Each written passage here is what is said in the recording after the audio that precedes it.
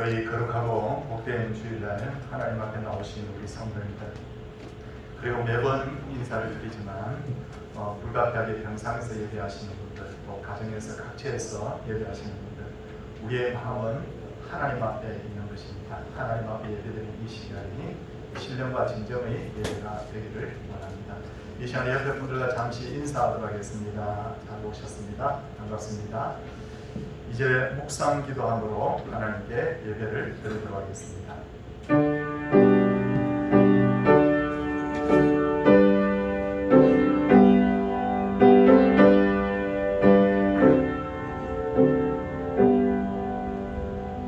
여호와는 나의 목자시니 내게 부족함이 없으리로다. 그가 나를 푸른 풀밭에 누이시며 쉴만한 물가로 인도하시는도다. 아멘. 사도신경으로 우리의 신앙을 고백하도록 하겠습니다. 나는 전능하신 아버지 하나님 천지의 창조주를 믿습니다. 나는 그의 유일하신 아들 우리 주 예수 그리스도를 믿습니다. 그는 성령으로 잉태되어 동정녀 마리아에게서 나시고 본디오 빌라도에게 고난을 받아 십자가에 못 박혀 죽으시고 장사된 지 사흘 만에 죽은 자 가운데서 다시 살아나셨으며 하늘에 오르시어 전능하신 아버지 하나님 우편에 앉아 계시다가 거기로부터 살아있는 자와 죽은 자를 심판하러 오십니다. 나는 성령을 믿으며 거룩한 공교회와 성도의 교제와 죄를 용서받는 것과 몸의 부활과 영생을 믿습니다. 아멘. 찬송 31장입니다.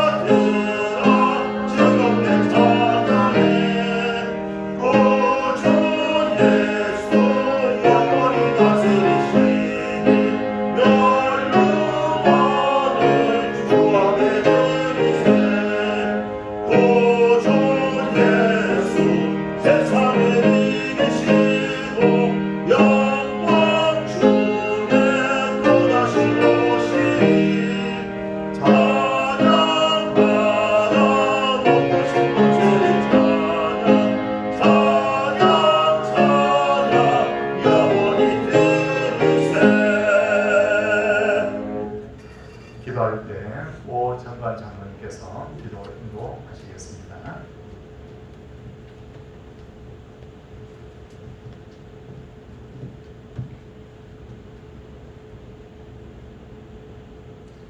나원의와 같은 우리의 인생길을 인도하시는 사랑의 하나님 아버지, 지나간 한 주간 동안도 우리 모든 권속들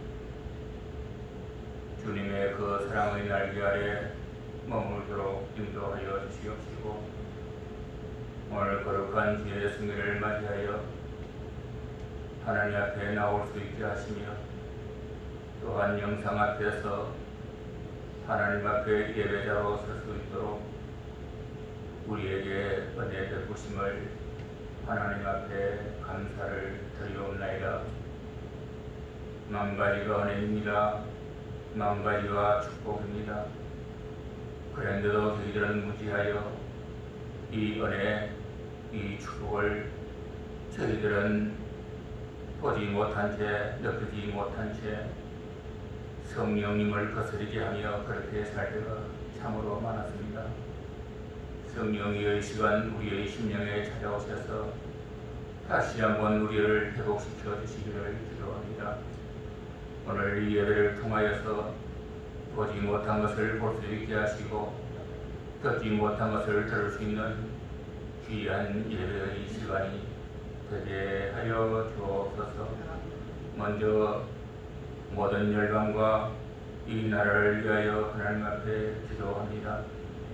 전능하신 아버지 하나님이여, 주님은 우주 만물을 창조하시고 지금도 다스리고 계시오니 하나님이여, 전염병으로 말미암아 고통 중에 있는 이 땅 모든 열방을 주께서 불쌍히 여겨 주옵소서. 속한 시일날에 이 모든 전염병이 멈춰지게 하옵소서. 거치게 하여 주옵소서. 하나님이여, 이 땅 이 백성을 주께서 불쌍히 여겨주시옵시고 하나님이여, 이 땅에 다시 한번 성령의 새바람 불어 일어나는 이 땅의 천만 성도들이 예배의 처소들이 되게 하여 주옵소서. 먼저 하나님 기름 부어 세움받은 주의 종들을 불쌍히 여겨주시옵시고 하나님의 말씀 따라 하나님의 말씀대로 살아옮기게 갈 수 있는 주님의 귀한 종들이 되게 하여 주옵소서. 전능하신 아버지 하나님이여, 주님 이 서울 동산교회를 위하여 기도합니다. 지금도 육신의 질병으로 말미암아 고통 중에 있는 성도들이 있습니다. 주님이여, 속한 시일에 회복시켜 주옵소서. 가정적으로 또한 직장 문제로, 사업 문제로, 우리 젊은 청년들 진로 문제로, 물질적인 문제로, 우리 학생들 학업 문제로 하나님 앞에 기도할 때마다 주님 들어주옵소서. 응답의 문을 열어주시기를 기도합니다.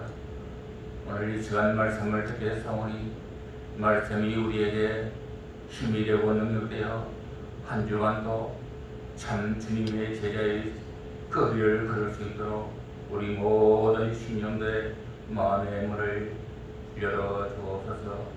예수님의 이름으로 기도드리옵나이다. 아멘.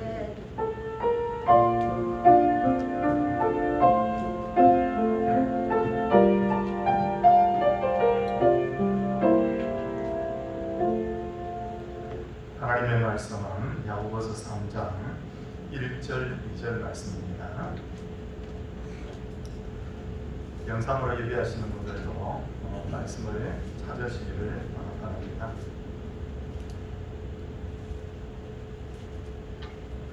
내 형제들아, 너희는 선생된 우리가 그 큰 심판을 받을 줄 알고 선생이 많이 되지 말라. 우리가 다 실수가 많으니 만일 나의 실수가 없는 자라면 곧 온전한 사람이라 능히 온몸도 굴레 씌우리라. 아멘. 이 시간 우리 독송을 우리 정민수 집사님께서 하나님께 올려드리도록 하겠습니다.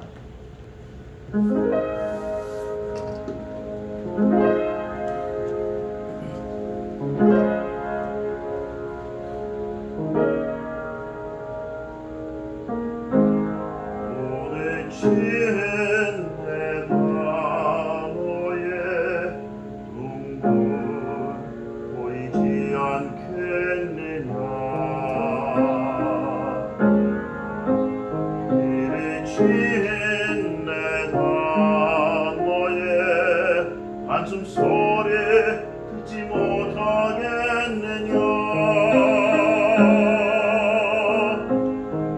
와인친 내가 너의 상하심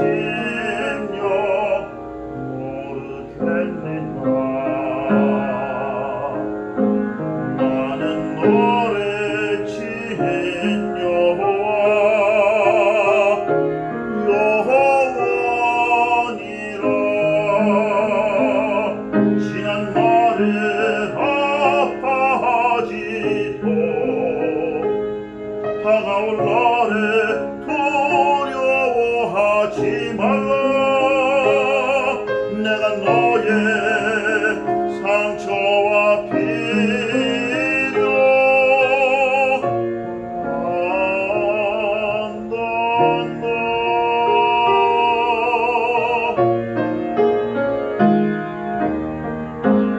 내가 너를 안다. 내가 너를 안다. 내가 너를 안다. 나는 너를 지은 여호와라.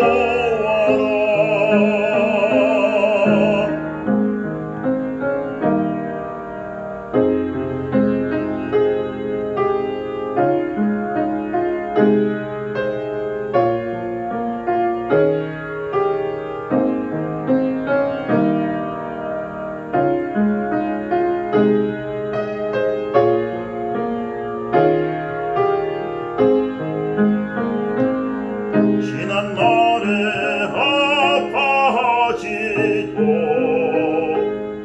다가올 날에 두려워하지 말라. 내가 너의 상처와 필요 안단다.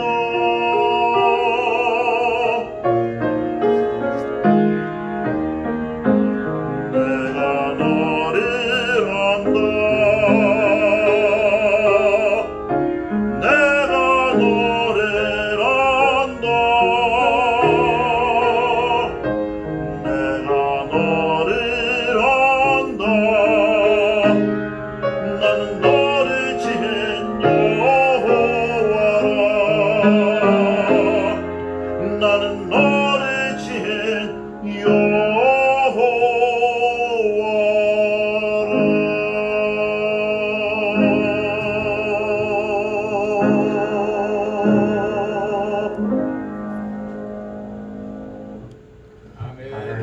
하나님께서 이 찬양을 기뻐 받으셨을 줄 압니다. 20세기 최고의 과학자라는 말을 들은 아인슈타인은 말하기를 과학이 발달함으로 우리는 원자력을 완성시켜서 그 거대한 힘을 동력시킬 수 있는 힘을 배웠지만 우리는 아직도 인간을 변화시키는 방법을 배우지 못했다. 원자력은 이렇게 잘 이용하고 있지만 그러나 인간을 변화시키는 아직 방법을 배우지 못했다. 이렇게 말을 했습니다.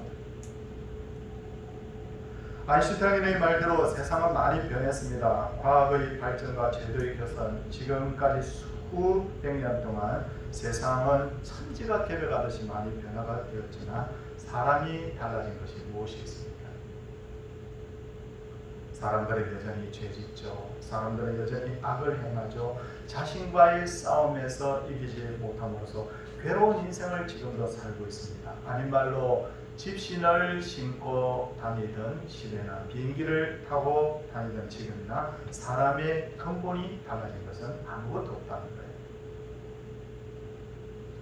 그러기에 사람들이 가지고 있는 근본 문제도 다 똑같은 거예요. 정말 껍데기는 엄청나게 많이 달라진 것 같은데 사람의 속에 있는 것은 달라진 것이 없어. 그게 바로 우리의 문제라는 거죠.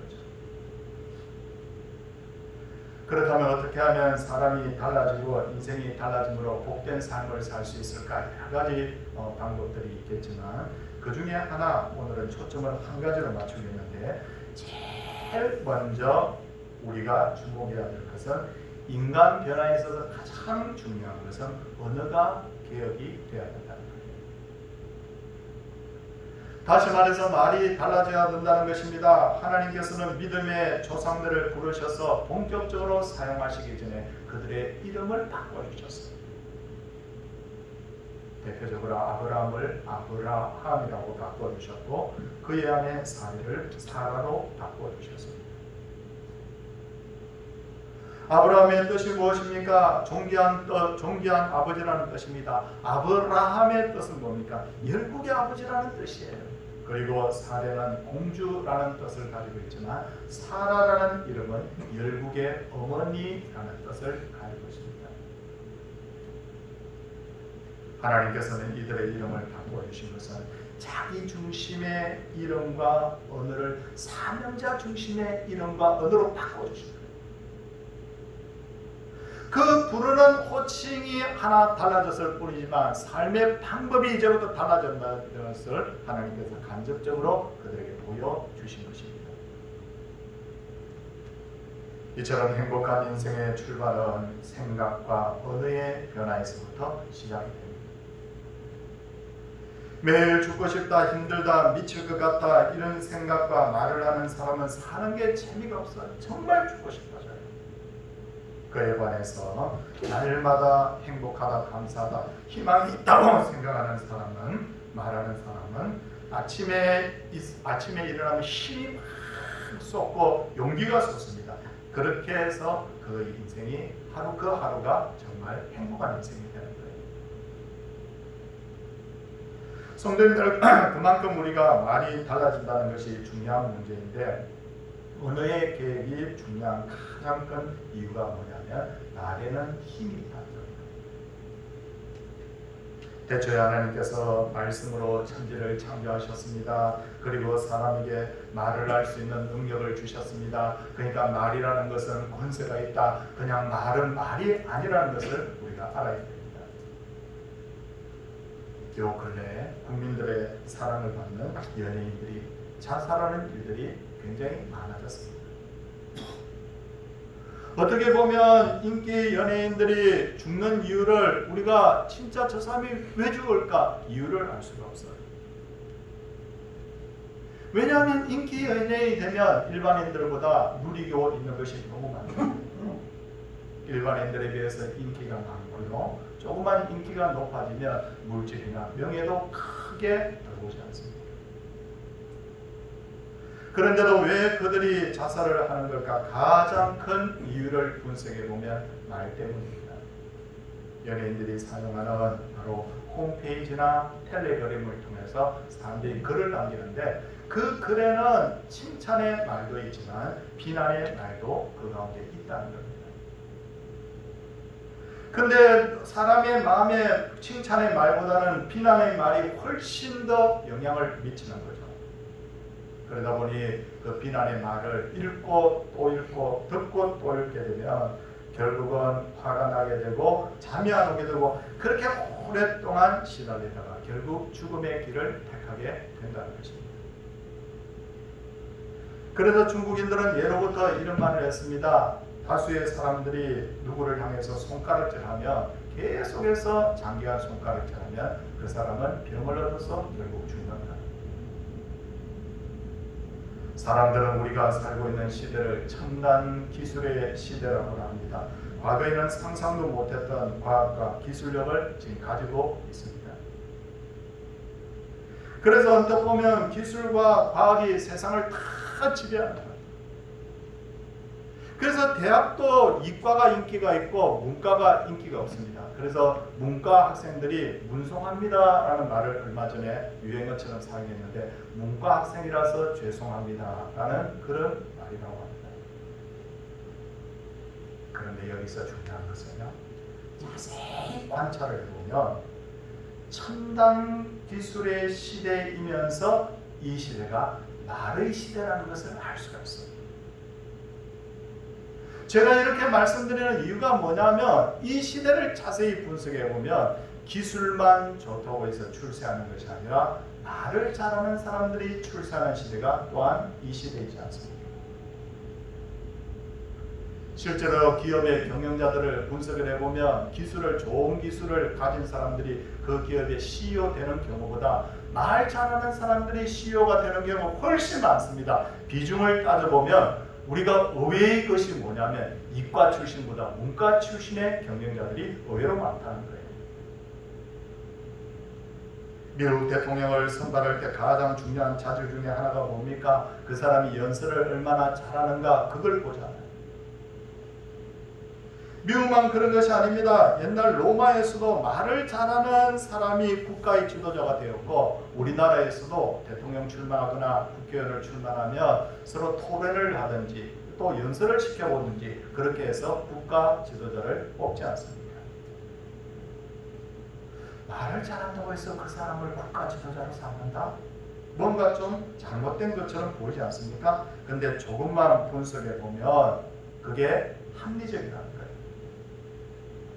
왜냐하면 말은 그냥 말이 아닙니다. 말이라는 것은 그 사람의 생각과 사상과 그 사람의 지식을 반영하는 거예요. 그래서 그 사람하고 장시간 대화를 하다 보면 그 사람의 가치관이 뭔지, 그 사람이 얼마나 지식 수준이 있는 사람인지를 우리가 단번에 분석해 낼 수가 있지 않습니까?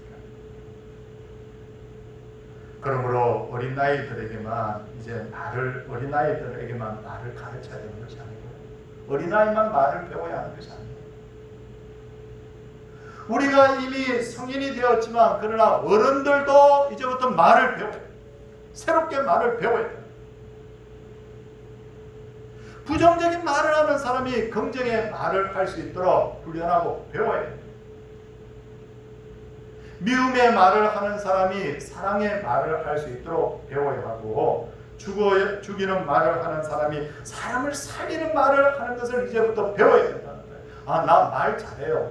근데 분석해 보면 내가 부정의 말을 하는지 긍정의 말을 하는지, 미움의 말을 하는지 사랑의 말을 하는지, 내가 사람을 죽이는 말을 하는지 살리는 말을 하는지 우리가 분명히 객관적으로 좀 바라볼 필요가 있다는 겁니다.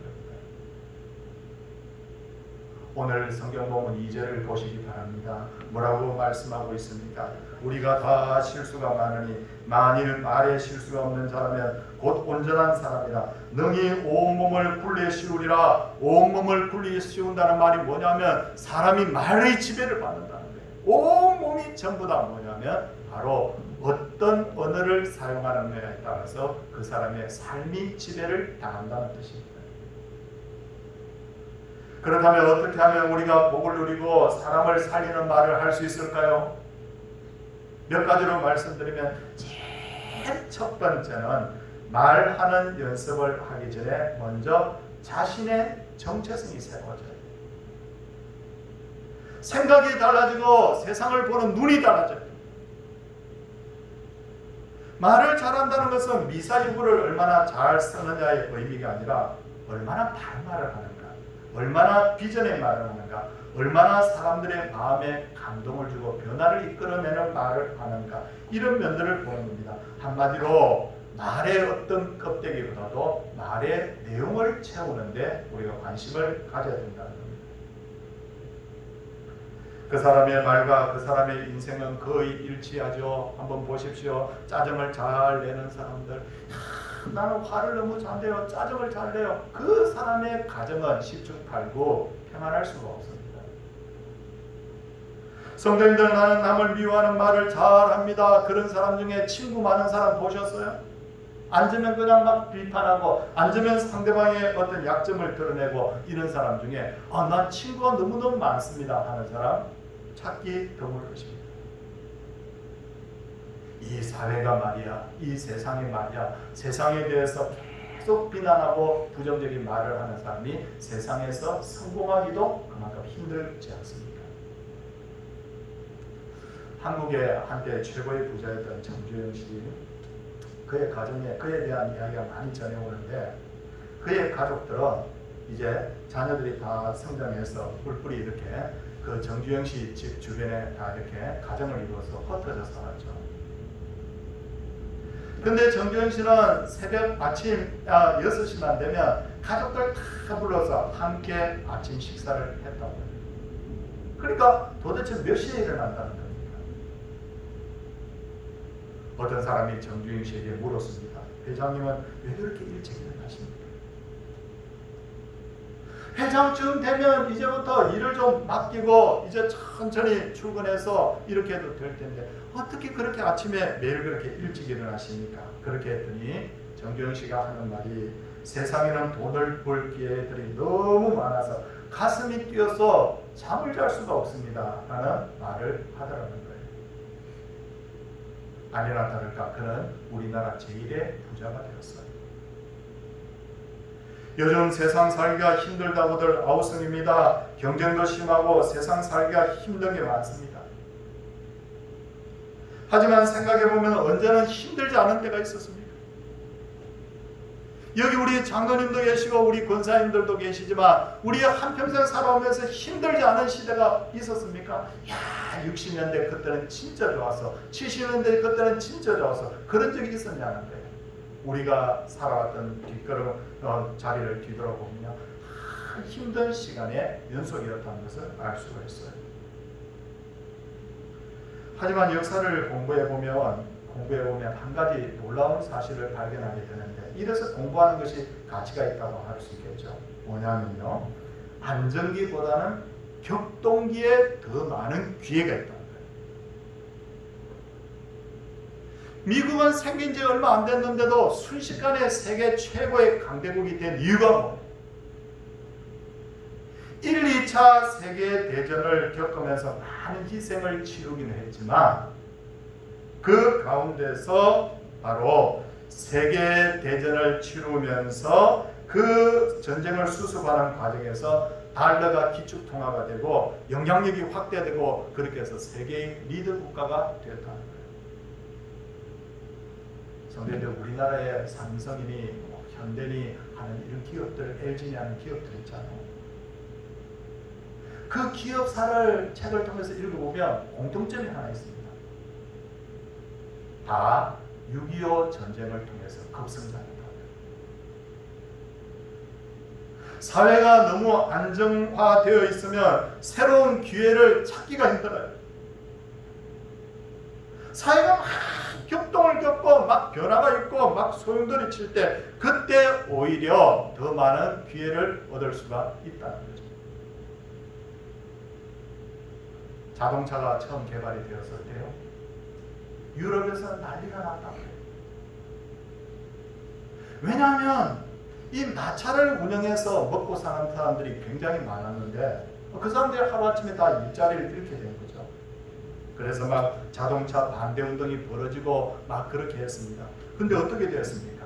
자동차가 보편화되면서 마차를 몰던 사람들이 자동차를 가지고 새롭게 이제 생계를 유지하는 그런 어떤 사회가 됐잖아요. 유럽에 흑사병이 돌았습니다. 중세에. 흑사병 때문에 유럽 인구의 3분의 1 정도가 죽었습니다. 유럽 전체가 다 망한 것 같았어요. 근데 참 놀라운 일은 그만큼 많은 사람들이 죽고 나니까 노동력이 그만큼 줄어드는 거예요. 노동력이 줄어들다 보니까 사람에 대한 가치가 높아져 버린 거예요. 봉건 영주들이 사람을 노예 부리듯이 부리던 그 영주들이 이제는 사람을 이렇게 더 이렇게 높이 이렇게 보기 시작합니다. 그럼으로써 있게 된 큰 변화가 뭐냐면 유럽의 봉건 사회가 무너지고 시민 사회가 도래했다는 거예요.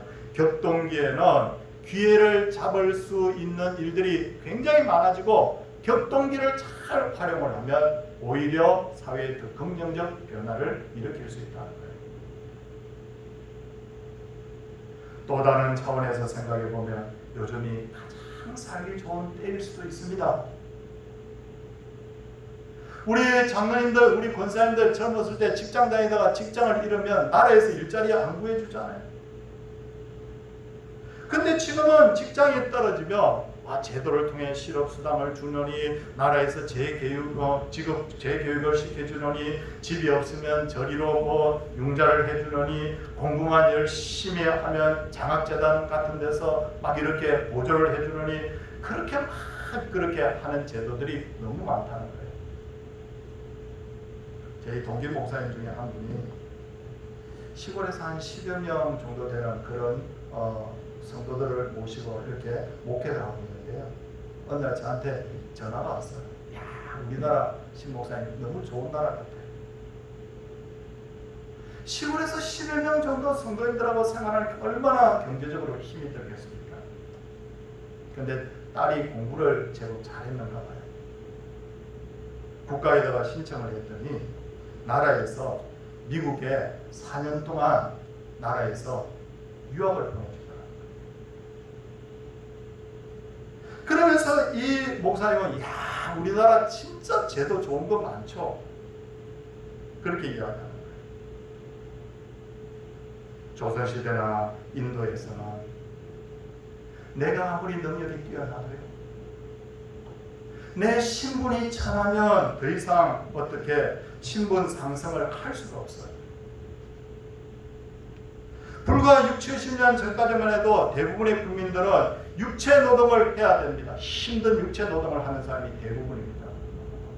그런데 지금은 조금만 더 창의성이 있고 노력만 하면 얼마든지 기회를 얻을 수 있는 그런 나라가 되었습니다. 그런데 청년들 중에 공부를 하거나 노력은 하지 않고 사회가 어쩌니 나라가 어쩌니 하는 비판의식만 가지고 있다면 기회를 놓칠 가능성이 많죠. 그런 의미에서 저는 그리스도인 청년들은 사회의 어떤 어두운 면을 바라보면서 개선할 필요도 있지만 사회 긍정적 면을 바라볼 줄도 알아야 된다고 봅니다. 둘째로 말을 절제할 줄 알아야 돼요. 어떤 사람은 눈으로 보고 들은 것이 입으로 바로 그냥 나오는 사람이 있습니다. 내가 그 말을 하면 상대방이 상처를 받을까, 상대방을 죽이는 말인지 살리는 말인지에 대한 생각도 없이 눈으로 보면 바로 그냥 입으로 나오고 귀로 들으면 바로 그냥 입으로 나오는 경우들이 있어요. 특히나 상황이 어려울 때 절제하지 못하는 경우들이 많습니다. 성도님들, 욥이 재산과 자녀와 건강을 모두 잃는 끔찍한 고통을 당했을 때 욥의 아내가 뭐라고 해야 됩니까? 하나님이 당신 버리지 않을 거야. 내가 끝까지 당신과 함께 있을게. 그렇게 해야 되지 않아요? 욥의 친구들이 뭐라고 이야기해야 됩니까? 우리가 당신 위해서 정말 날마다 새벽마다 기도할게. 그렇게 해야 되지 않습니까? 근데 욥의 아내가 뭐라 합니까? 당신이 그래도 자기의 온전함을 굳게 지키느냐, 하나님을 욕하고 죽으라 그러잖아요. 욥의 친구들이 뭐라고 이야기합니까? 자네가 죄를 지었으니 이런 일이 일어난 것 아닌가? 그렇게 비판하지 않습니까? 성도님들, 욥이 가까운 사람들로부터 비난을 들었을 때 정말 죽고 싶었을 것입니다. 그런데 욥이 뭐라고 말합니까? 이렇게 말합니다. 그대의 말이 한 어리석은 여자의 말 같도다. 우리가 하나님께 복을 받았은즉 화도 받지 아니하겠느냐 하고 이 모든 일에 욥이 그 입술로 범죄하지 아니하니라. 이렇게 되어 있습니다. 욥이 얼마든지 불평할 수 있고 원망할 수 있는데도 불구하고 입술을 절제함으로 그는 다시 회복되는 은혜를 누리게 된 것입니다.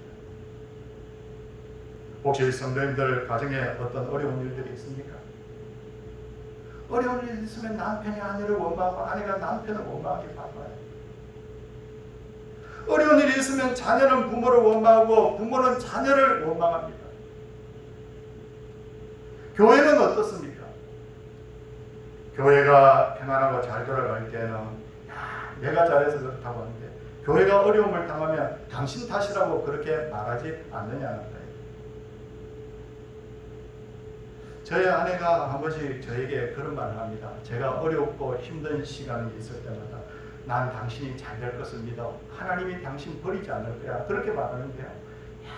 진짜 너무너무 고맙더라고요. 성경은 이렇게 말합니다. 내 형제들아, 오늘 1절 말씀 한번 보시기를 부탁을 드립니다. 내 형제들아, 너희는 선생된 우리가 더 큰 심판을 받을 줄 알고 선생이 많이 되지 말라. 그렇게 말합니다. 아니, 선생 되지 말라니, 내가 지금 주일학교 교사로 얼마나 열심히 일을 하는데 주일학교 교사 되지 말라는 말입니까? 아닙니다. 학교 교사 되지 말라는 말입니까? 공무원 되지 말라는 말입니까? 그런 말 아닙니다. 다시 말씀을 보시기 바랍니다. 너희는 선생된 우리가 더 큰 심판 받을 줄 알고 선생이 많이 되지 말라. 이 말은 무슨 말이냐면 아는 척 하지 말라 그 말이에요. 아무 말이나 절제하지 않고 마음대로 이렇게 말을 하는 사람은 결국 하나님의 심판을 당한다. 이런 뜻에서 이 말을 하고 있는 거예요. 그런데 혀를 길들이기가 얼마나 힘이 든지 야고보서 3장 7절 8절 말씀을 한번 보시기 바랍니다. 7절 말씀은 이렇게 말합니다. 여러 종류의 짐승과 새와 벌레와 바다의 생물은 다 사람이 길들일 수 있고 길들여 왔거니와 혀는 능히 길들일 사람이 없나니 쉬지 아니하는 악이요 죽이는 독이 가득한 것이라고 말씀합니다. 좋은 자동차일수록 제동이 잘 되듯이 정말 말을 제대로 할 줄 아는 사람은 뭐냐면 절제할 줄 아는 사람인 줄 압니다. 셋째로 정말 우리가 말을 바꾸려고 하면, 언어가 개혁이 되려고 하면 성령의 도우심이 필요해요. 인간의 궁극적 변화는 하나님의 도우심이 없으면 안 되는 거예요. 정말 하나님, 내가 사랑의 말을, 내가 긍정의 말을, 믿음의 말을 함으로 하나님, 내가 사람 살리는 사람 되게 해주세요 라고 우리가 반드시 하나님을 의지하고 기도할 필요가 있습니다. 그럴 때 어떻게 되느냐, 내 말 하나 바뀐 것밖에 없는데, 내가 뭐 갑자기 막 엄청나게 많은 물질을 벌어들인 것도 아니고, 내가 로또에 당첨이 된 것도 아닌데, 말 하나 바뀐 것밖에 없는데, 이상하게 목사님, 우리 가정이 갑자기 너무 분위기가 좋아졌어요. 말 하나 바뀐 것밖에 없는데 그렇게 교회 가면 그렇게 마음이 평안하고 따뜻하고 위로가 됩니다. 성도님들은 뭡니까? 말 이거 하나 딱 바뀌면요, 달라지는 것이 너무 많은 거예요. 정말 우리 성도님들이 함께 기억해야 될 것은 뭐냐면, 제가 계속해서 이 전염병 시대를, 이 어려운 시기를 어떻게 극복할까에 대해서 제가 몇 주간 계속 말씀을 드렸는데, 다시 한번 말씀드립니다. 성도들, 지금 어떤 시대입니까? 지금은 좀 어려움이 있는 시대예요. 이럴 때 어떻게 해야 됩니까? 이 어려울 때일수록 서로 막 격려해 주는 거예요. 긍정의 말을 하고, 사람 살리는 말을 하고, 정말 사랑의 말을 하고 복을 누리는 말을 하는 거예요. 사랑하는 우리 장로님들, 권사님들, 여기에 계신 우리 성도님들, 여러분들을 축복합니다. 하나님께서 여러분들과 함께 하실 줄 믿습니다. 사랑하는 성도님들, 저는 다시 한번 공부합니다. 성경의 기초에서 말씀드립니다. 이 전염병 때문에 절대 우리는 망하지 않습니다. 하나님이 함께 하실 줄을 믿고, 우리가 긍정의 말, 사랑의 말, 사람 살리는 말, 이런 말 함으로, 믿음의 말을 함으로 하나님의 교회와 우리의 가정을 더 든든하게 세워가는 그런 이 시간 되기를 주의 이름으로 축원을 드립니다. 함께 우리 찬송하면서 건물 드리도록 하겠습니다. 가정에서 예배 드리시는 분들도 건물을 구별하여 준비해 두시고요. 교회 출석하는 날 혹은 교회 통장으로 이렇게 하나님께 송금을 해서 드리는 것이 좋겠습니다. 430장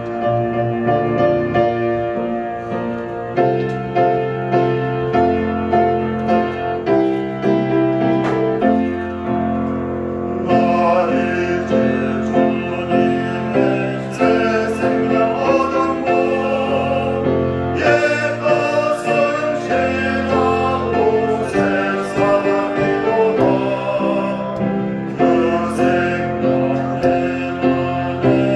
한 가지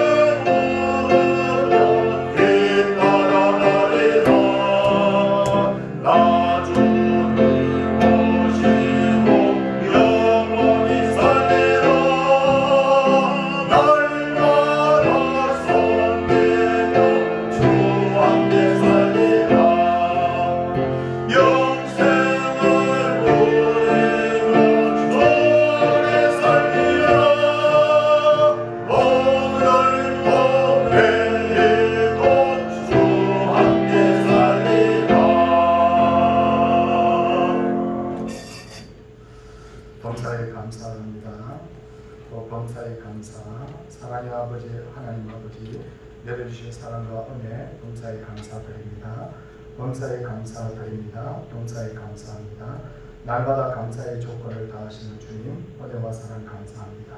하나님 아버지 감사와 찬양과 영광을 돌려드립니다. 코로나19 질병이 장구하고 세상은 어지럽고 혼탁한 세상에 살고 있습니다. 하나님 저희들을 불쌍히 여기시고 하나님의 은혜를 베풀어 주셔서 굳건한 믿음 안에서 날마다 건강하고 승리하게 하시옵소서라고 여러 가지 제목으로 이렇게 하나님 앞에 예물을 드렸습니다.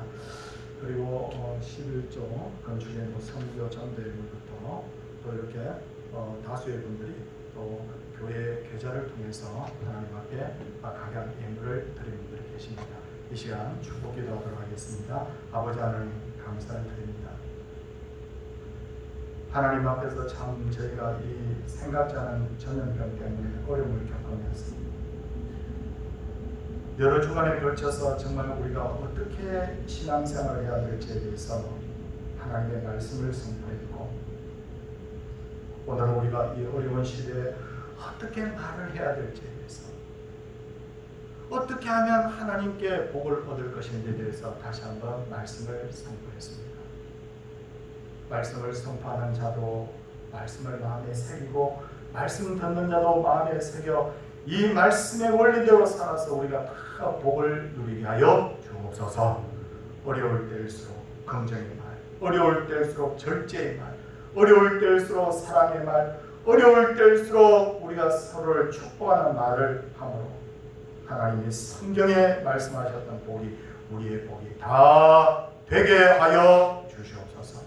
주님 참으로 암이라는 무서운 병을 통하여서 어려움을 겪고 있는 분들이 다수 계십니다. 하나님이 암병으로 힘들어하고 있는 분들이 계십니다. 주여 불쌍히 여겨 주시옵소서.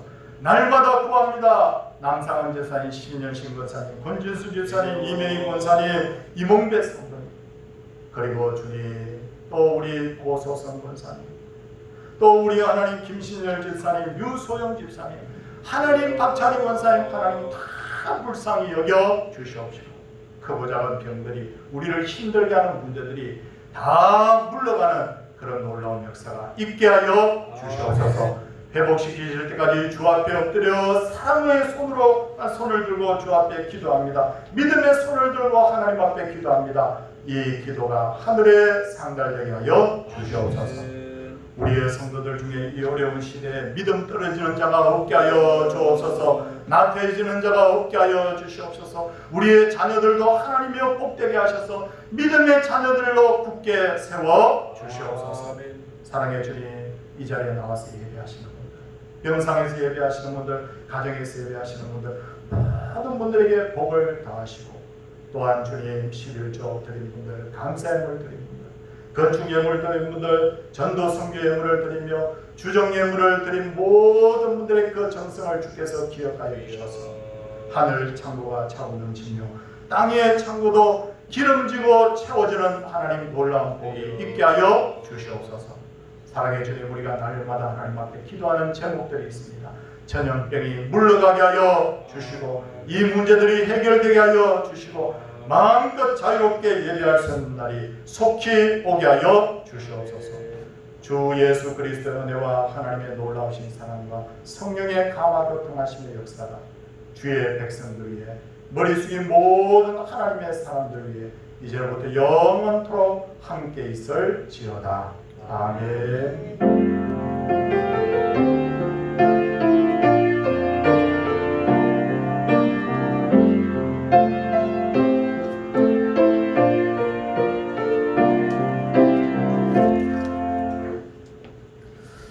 교회 앞에 광고 말씀을 정리해서 몇 가지 드리겠습니다. 제가 매주 이렇게 광고를 드리고 있지만 우리 남상원 집사님의 건강이 많이 안 좋습니다. 그렇기 때문에 성도님께서 환우들을 위해 기도할 때 특별히 남상원 집사님 기억하시면서 더 기도해 주시기를 부탁드립니다. 그리고 기쁜 소식은 우리 정문 이상수 집사님의 딸 우리 지혜 양과 우리 교회 청년부에 이렇게 와서 학생활에서 생활하고 이렇게 했던 우리 영호군이 이번 다가오는 토요일 오후 4시에 대전에서 결혼식을 하게 됩니다. 근데 지금 알다시피 결혼식을 해도 뭐 이렇게 몇 명 이상 오면 안 되고 또 방역 수칙을 지켜야 되고 이런 형편이 있지 않습니까? 그래서 제가 정문 집사님을 미리 한번 만났는데 정문 집사님 죄송한데 가족들끼리만 서울에서 하려고 결혼식장 예약을 해두었다가 불가피해서 대전에서 가족들끼리만 모여서 그래서 결혼식을 간소하게 이렇게 하겠다 그렇게 뜻을 밝혔습니다. 그래서 나중에 교회에 와서 한번 그렇게 해서 약식으로나마 이렇게 또 인사도 하고 또 이렇게 축복기도도 받고 그렇게 하겠습니다. 이렇게 뜻을 밝혔어요. 그래서 혹시 축금을 보내실 분들은 일부러 계좌번호를 제가 기록을 했습니다. 달라고 해서 그래서 주고 있습니다. 이 계좌로 축금을 보내시고 또 축하하는 전화도 하시고 그렇게 하시면 좋겠습니다. 우리 조성진 집사님 가정은 가족들이 다 오래간만에 딸들이 다 미국에서 들어와서 어디 잠깐 가족들하고 시간 보내고 들어오시다가 차가 뒤에서 충돌하는 바람에 가족들이 다 지금 병원에 입원해 있는 가운데 있습니다. 그래서 보니까 그래도 하나님께서 위기 중에도 크게 다치지 않도록 이렇게 역사를 하셨어요. 역사에서 하셨는데 도봉동에 있는 의성한강병원에서 지금 가족들이 다 치료를 받고 있습니다. 빨리 회복되기 위해서 기도 부탁드립니다. 그리고 제가 이거 어떻게 하지 하고 약간 고민했던 것은 우리 교단총회가 이번 주에 있는데 이 교단총회 대의원들이 이제 500명 정도 모이거든요. 목사님 250분, 장로님 250분. 근데 이 코로나 때문에 지금 교단총회를 하기가 힘들어졌죠. 그래서 이거 어떡하나 하고 약간 마음에 걱정하면서 기도했는데 하나님께서 또 아이디어를 주셔서 영상으로 합니다. 그래서 노예별로 모여서 한 곳에 모여서 영상을 비추해서 제주도부터 해서 저 강원도까지 그리고 해외까지 다 이렇게 네트워크를 연결시켜서 이렇게 하게 됩니다. 그래서 보통 총회를 화수목금 이렇게 하든지 월화수목 이렇게 하는데 이번에는 내일 화요일, 내일 월요일은 제가 선거관리위원이기 때문에 내일 제가 천안에 내려가야 되고 화요일은 다시 올라와서 서울에서 총회를 하게 되고요. 또 목요일은 분과별 총회 분과별 모임이 있습니다. 그래서 분과별 모임은 대구 지역에 좀 큰 교회들이 많아서 거기에 분과 모임을 또 하기 위해서 목요일을 또 내려가야 됩니다. 그리고 10월 6일에는 분과별 모임에서 결정된 것을 다시 서울에 올라와서 다시 전체적으로 결정을 하는 이런 어떤 아이디어를 내서 이렇게 하게 됩니다. 상당히 일정이 분주하죠. 갔다가 왔다가 계속 하게 되는데 잘 감당할 수 있도록 선배님들께서 기도 부탁드리고 이 총회 기간에 지금 우리도 그렇지만 우리보다 교단이 더 큰 합동이나 통합교단도 있잖아요. 그런데 그런 곳에서는 총대들이 훨씬 많지 않습니다. 아무 코로나라든지 이런 일들이 발생하지 않도록 성도들이 기도해 주셔야 됩니다. 꼭 기도를 부탁드립니다. 그리고 지난 금요일 저녁에 정부에서 이렇게 좀 예배를 드려달라고 하는 공문이 또 발송이 돼서 다음 주가 정기당회인데 오늘 당회를 좀 미리 이렇게 수립을 해서 앞으로 우리가 예배를 어떻게 드려야 될지 거기에 보면 좀 변화가 있어요. 변화가 있어서 그것을 우리 장로님들과 의논을 해서 정리를 해서 제가 성도님들께 주중에 문자로 다 연락을 드리도록 그렇게 하겠습니다. 오늘 제가 20인 이내에는 예배가 가능하다 이렇게 해서 이렇게 장로님들 또 우리 권사님들 집사님들 이렇게 뵈니까 너무너무 반갑습니다. 정말 매주 뵐 때도 반가웠는데 특별히 또 너무너무 반갑고요. 또 가정에서 예배하시는 분들도 참 너무너무 고맙습니다. 우리 하나님 기뻐하는 그런 교회가 되기를 바랍니다. 이제 옆에 분들과 우리 인사하고 우리 가정으로 돌아가도록 하겠습니다. 할렐루야!